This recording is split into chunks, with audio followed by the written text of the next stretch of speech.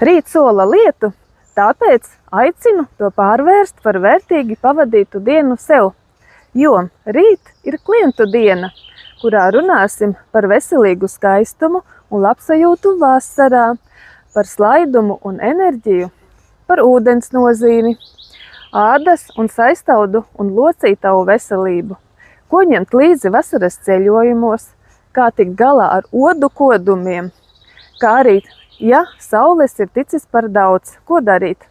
Būs iespēja saņemt balviņas, izmēģināt sejas maskas, būs sārmainais ūdentiņš, kā arī kafija, uzkodas un, protams, lieliska kompānija.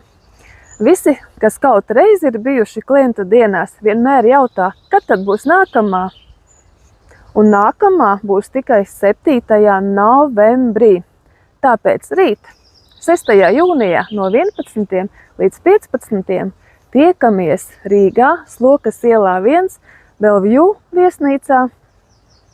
Un vakarpusē 18. aicinu uz Ropušu novada deju svētkiem, kur dejosim ap 450 dejotāju, un pēc tam būs zaļumballe. Tiekamies!